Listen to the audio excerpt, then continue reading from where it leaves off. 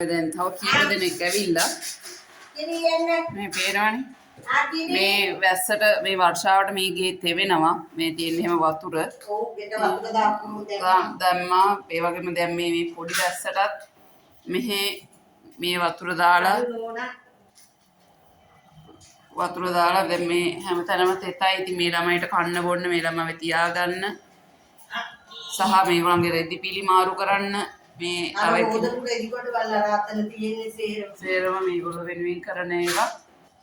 ඉතින් මේ මිස්ටර් උදව් උපකාර කරන්න පුළුවන් අය ඉන්නවා නම් උදව් උපකාර කරන්න. අපි අහමු මේ මිස්ටර්ත් මොනවද මේ මිස්ගේ නම ඉන්දිකා රාජපක්ෂ. අපි අහලා බලමු මොනවද විස්තර කියලා. අව කී දෙනෙක් විතර ඉන්නවද ඇටි මෙයාලගේ? උන්සොම ඉන්නවා 25ක් විතර. බල්ලෝ ඉතින් 8ක් ඉන්නවා. කණ්ඩ දෙන එක මේ ඔක්කොම පාරෙන් ගෙන ආපුවද?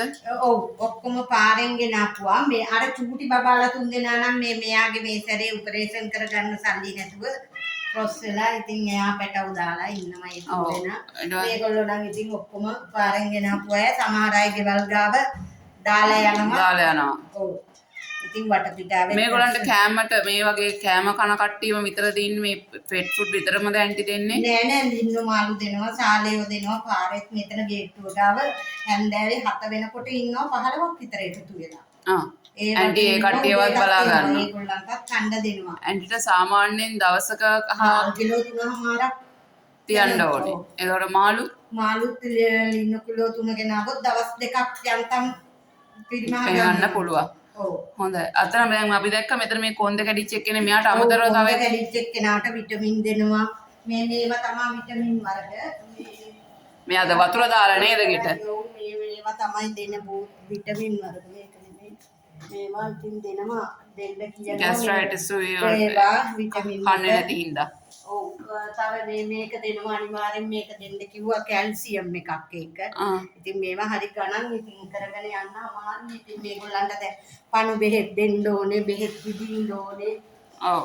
ඒවත් ඉතින් කරගෙන මේ ඉන්නේ මේ කොන්ද කැඩිච්ච එක්කෙනා මෙයාව පොඩ්ඩක් අරගෙන පෙන්නන්නෝ කට්ටියට හිතා ගන්න බැරුව ඇති තාම කූඩුවක නේ. එන්න පුතේ එන්න අම්මා එන්න. යන්න බෑ. එයාට ඇවිදින්නම බෑ. පැටවුත් එක්ක තමයි පාරෙන් ගෙනාවේ පණුව ගහලා පැටවු ටික මැරුණා. දැන් එයාට ඇවිද ගන්න බෑ ඉතින්. ඔව්. එතකොට මේවට රෙදි අනම්මනම් දාන්න. මේ රෙදි දාන්න නැතුව තියන්න බෑ. මොකද මෙයා එළිය තියන්න බෑ. ඔව්. ඉතින් ගෙයි තමා තැනක අර කුස්සිය මෙතන රෙදි දාලා ඒක තියන් ඉන්නවා. ඉතින් ඔය වගේ තමයි ඉතින් කට්ටිය. මේ එකක් කරලා තිබුණා. ඔව් මේ පහු ගිය දවස්වල මේ දීප්පා සුදු පුරා මේ විදිහ මේ යන්නේ ඔන්න ඔය විදිහට තමයි. අර ආව ඉතින් මේ විදිහට තමයි ඉන්නේ. මෙයා ඉන්න පුතා ඉන්න. හරි. ආනියම් හරි බයයි.